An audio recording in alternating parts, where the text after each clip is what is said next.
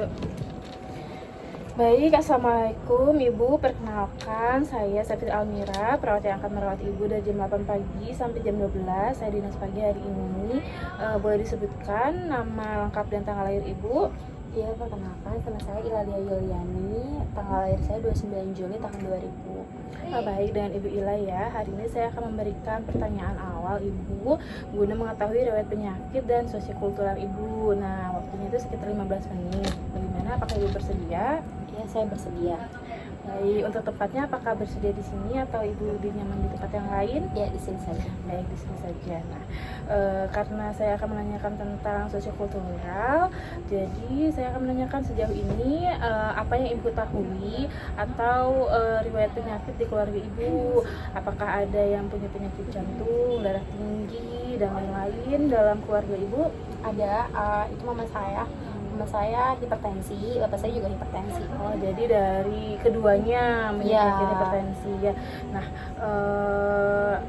saat hipertensi ini biasanya berobatnya kemana Ibu? Apakah suka berobat ke puskesmas atau ke pelayanan kesehatan yang lain? Mereka jarang berobat ya, jadi mereka paling kalau misalnya merasa pusing aja gitu baru berobat ke puskesmas. Kalau di keluarga itu ada perbedaan yang mencolok nggak ya Bu? Dari bentuk fisik, berat badan, dan lain-lain gitu. Apakah berkaitan dengan faktor keturunan saat sakit ini? Iya, jadi kalau papa saya itu tinggi, mama saya itu nggak terlalu tinggi. Terus kami sekeluarga itu biasanya gemuk-gemuk. Oh baik, berarti di dalam keluarga Ibu semuanya berat badannya berlebih gitu. Jadi mungkin itu menjadi faktor untuk hipertensinya. Baik. Nah, kalau di keluarga Ibu aslinya ini dari mana sebelumnya? Saya dari Jawa Tengah. Oh, Jawa Tengahnya di mana Ibu? Di Purworejo. Di Purworejo. Baik, daerah Purworejo, Jawa Tengah ya Bu. Nah, biasanya di rumah itu pakai bahasa apa kalau di rumah? Pakai bahasa Jawa. Oh, pakai bahasa Jawa. Jadi Ibu selama komunikasi dengan keluarga menggunakan bahasa Jawa. Baik. Nah, kalau dengan orang lain gitu, orang di sekitar rumah Ibu ataupun saat saya bicara dengan Ibu, apakah Ibu lebih nyaman menggunakan bahasa Jawa atau bahasa Indonesia atau bahasa apa Ibu? Bahasa Indonesia aja. Baik, bahasa Indonesia saja karena saya juga kurang paham bahasa Jawa. Maaf ya Bu ya. Ya. Baik. Nah, kalau nih kan Ibu orang Jawa gitu ya. Ibu juga apakah Ibu nyaman misalkan ketemu dengan orang Jawa di sekitar Ibu atau orang yang baru kenal ternyata saya juga dari Jawa gitu. Apakah Ibu juga nyaman berkomunikasi dengan yang satu budaya dengan Ibu? Sebenarnya sih saya juga nyaman ya. Cuma kalau misalnya itu saya nggak pilih-pilih juga sih, soalnya saya nggak fasih juga bahasa Jawa. Oh iya, baik. Nah, kalau di kebudayaan Ibu nih, apakah ada cara memandang yang beda gitu? Misalkan kalau perempuan-perempuan Jawa harusnya lebih baik di rumah, atau berdasarkan tingkat pendidikan, tingkat pekerjaan, dan perawatan kesehatan, apakah di budaya Ibu, yaitu budaya Jawa Tengah itu ada perbedaannya gitu Bu? Tentunya ada ya. Kalau misalnya saya lihat-lihat, kalau mereka sih sekarang udah makin maju ya, pendidikannya ya utama gitu kan. Terus juga masih banyak juga beberapa orang yang di sekitar saya itu yang perempuan mah di rumah aja gitu. Tapi kalau misalnya itu udah mulai berkembang sih, maksudnya nggak saklek gitu. Baik, sekarang karena zaman sudah mulai maju, liberal, jadi sekarang perempuan disetengahkan gitu, tidak patriarki lagi. Betul. Baik, nah dengan itu bagaimana keluarga Anda memandang hubungan yang tadi antara perempuan dan laki-laki, terutama dalam konteks interaksi dan orang yang lebih tua dengan penyedia layanan kesehatan itu seperti perawat gitu, bagaimana? Karena kan mungkin tadi ada perbedaan antara laki-laki dan perempuan gitu ya menurut budayanya. Iya, ya biasa sih Bu, kalau misalnya perempuan dan laki-laki ya kita saling menghormati sih harusnya. Dalam diajarin sama mama papa saya tuh diajarin untuk saling menghargai, saling menghormati, kedudukannya itu ya setara. Tapi bukan berarti kita harus semena-mena gitu maksudnya. Tetap kita harus tidak boleh berteriak atau bicara kasar. Itu juga kalau hanya kepada laki-laki ya, tapi kepada para sesama juga jangan seperti itu sih. Nah,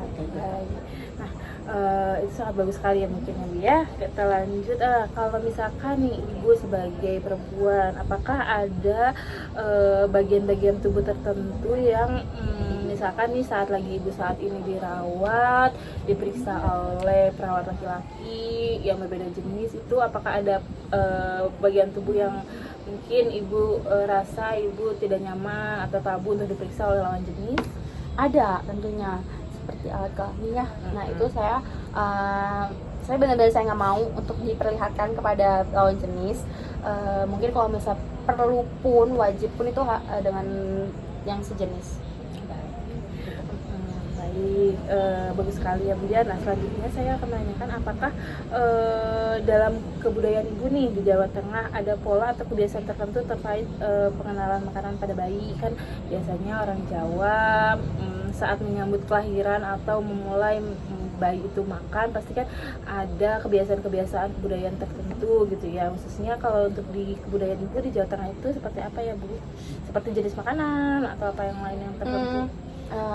Jenis makanan sih saya kok juga kurang paham sebenarnya ya. Cuma di keluarga saya sih ya udah, kalau misalnya anak bayi ya makannya MPASI aja gitu, yang lunak gitu. Gak ada makanan-makanan tambahan? Gak ada. Baik, bagus sekali ya Bu ya.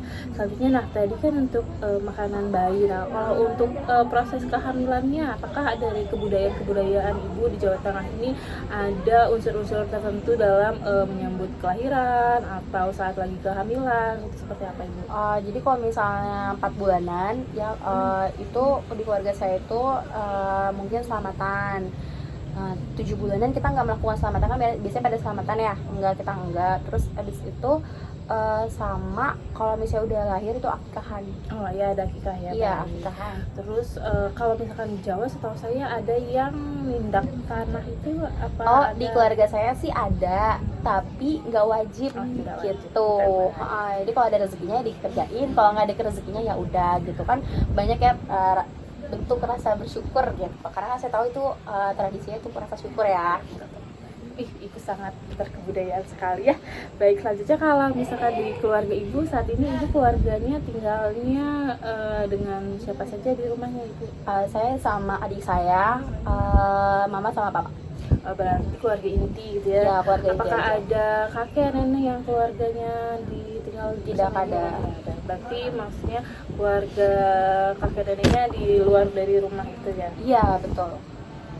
Nah kalau untuk di rumah, karena Ibu saat ini dirawat kan, siapa yang mencari nafkah utama dalam keluarga gitu? Misalkan adakah lebih dari satu orang yang mencari nafkah di keluarga tersebut? Iya, ada yang cari nafkah itu saya sama bapak saya. Baik, berarti 2 orang yang cari. Iya. Nah, izin saya bertanya ya Bu ya, status ekonomi keluarga yang mempengaruhi hidup sehari-hari Ibu karena yang mencari nafkah 2 orang itu, apakah mempengaruhi dengan kebiasaan memilih tempat tinggal, makanan, atau rekreasi? Ada ya tentunya. Kalau misalnya rekreasi ya pasti kita pergi pulang kampung tuh. Tapi kalau misalnya dulu kan yang cari cuma satu, nah itu kan biasanya lebih jarang pulang kampung sih. Cuma ya gitu lah. Ada tentunya ya. Ada ya, lumayan ya, alhamdulillah. Semua pasti harus disyukuri. Iya. Terus bagaimana sistem perawatan nih, karena ada 4 orang yang tinggal di keluarga Ibu, untuk mendapatkan pelayanan kesehatan, apakah Ibu menggunakan asuransi, apa bayar umum, atau pakai BPJS? BPJS ya, sangat membantu Iya, BPJS sangat ya. membantu. Nah, izin saya bertanya kepada Ibu selanjutnya, pendidikan terakhir Ibu apa? Pendidikan saya ada 3, sedang melanjutkan S1. Alhamdulillah, sambil lagi kuliah ya Bu ya, Iya. tapi sekarang lagi dirawat, semoga cepat sembuh. Baik, selanjutnya, nah karena Ibu sudah pernah melakukan kuliah D3 nih ya Bu ya, apakah pendidikan itu mempengaruhi terhadap pemahaman informasi kesehatan? Tentunya. Karena sangat berbeda ya ketika kita D3 dan SMA atau SD gitu kan, itu pasti beda cara kita menyerap informasi dari sumber informasinya gitu. Nah, kita bahas tentang sumber informasi yang ibu dapatkan. Nah, ibu biasanya mendapatkan sumber informasi kesehatan itu dari media apa? Apakah ibu dari membaca buku, dari media sosial, dari TV, atau ibu datang langsung kepada ahlinya, yaitu langsung berobat ke dokter, ke poli, itu seperti apa? Sumber informasinya pertama saya lihat dulu di internet atau YouTube. Nah, habis itu saya melanjutkan pengobatan ke dokter tentunya. Wah, baik. Berarti informasi-informasi yang ibu dapatkan itu dari media sosial dan langsung Iya, dokter. betul. Baik. Nah, menurut ibu nih, kan kalau saat ini ibu saat ini sedang dirawat, penyebab utama ibu yang saat ini dirawat karena tadi kan ibu bilang ibu sakit diare ya bu ya. Jadi Ya. apakah menurut ibu penyebab utama sakitnya ibu ini saat ini itu apa? Karena saya nggak bisa jaga makanan, Baik. gitu. Saya kalau misalnya ada makanan di pinggir jalan pun saya beli kalau memang saya pikir itu enak gitu. Baik, berarti ibu memahami kalau saat ini ibu sakit karena ibu jajan sembarangan. Iya, seperti itu, betul. baik. Nah, kalau itu saat itu siapa yang membantu ibu dirawat? Misalkan nih siapa yang nunggu nih? Dirawat di Ya sini? nunggu saya sendiri sih, sendiri. cuma nanti ntar adik saya datang. Berarti di rumah pun sangat mendukung atau sangat membantu saat ibu sakit, sedang Iya. sakit ya. heeh. Nah, kalau misalkan di saat sakit sekarang, ibu ada ritual atau kegiatan-kegiatan keagamaan tertentu saat ibu lagi sakit untuk ibu proses kesembuhannya, kayak misalkan ibu berdoa, atau ada kebudayaan di Jawa Tengah yang kalau saya lagi sakit nih saya harus gini nih gitu. Apakah ada ibu? Enggak sih, saya zikir aja sih. Berdoa ya? Ya, doa aja. Apakah ada minuman-minuman tertentu untuk membantu kepulihan Enggak ibu? sih, karena cuma diare ya. Tapi Oh, kalau iya. misalnya biasanya tuh kalau misalnya sakit ringan gitu kayak diare, pusing, demam gitu kayak ya udah zikir aja gitu. zikir Tapi aja. kalau misalnya udah mungkin sakitnya udah aneh-aneh ya, udah berat gitu ya, itu baru biasanya saya disuruh minum obat minum yang udah dibacain gitu sama bapak saya. Dibacain sama orang tua ya. Iya. Masya Allah, tabarakallah. Nah, baik. Nah, kalau misalkan nih karena ibu saat ini sedang sakit. Nah, kalau untuk menjaga kesehatan ibu, apakah ada ramuan seperti jamu yang biasa ibu minum gitu untuk meningkatkan kesehatan? Gak ada sih, Nggak ada ya. nggak ada. Berarti, Dia kalau mau memang ya pengen hidup sehat ya makannya ya buah gitu aja. Nah, kalau ini kan saat ini ibu udah tahu nih kenapa ibu menjadi sakit hari ini. Nah, apakah nih menurut ibu ini penting menjalani hidup sehat itu sangat penting, atau bagaimana pandangan ibu tentang hidup sehat ini? Iya, dia penting tapi sulit dijalani. Karena banyak faktor ya. Ya. Saya harap faktor-faktor pencetus ibu untuk tidak hidup sehat itu akan berkurang ya bu ya. Iya, oke, Baik. terima Nah, kasih. nah kalau kayak gitu bagaimana proses ibu perubahan nih gaya hidup yang tadi? Kan tadi ibu sudah mengetahui kalau ibu sakitnya karena ini. Apakah nanti akan dilakukan lagi seperti itu, jajan sembarangan dan lain-lain? Mungkin akan mengurangi. Akan mengurangi ya. Saya harap dikurangi ya bu ya. Nah, selanjutnya ibu ini kan saat ini sedang dirawat. Apakah ibu merasa nyaman dengan cara tenaga kesehatan pelayanan sejauh ini? Cukup puas. Cukup puas. Ya. Bisa direview puasnya bagaimana gitu ibu? Cukup. Cukup. Ya. Baik ya, cukup. Baik, kalau Puas. begitu saya juga kalau segitu cukup. Kalau gitu saya juga cukup ya bu ya. Iya. Sekian, nanti saya akan kembali lagi untuk memberikan obat kepada ibu. Ya.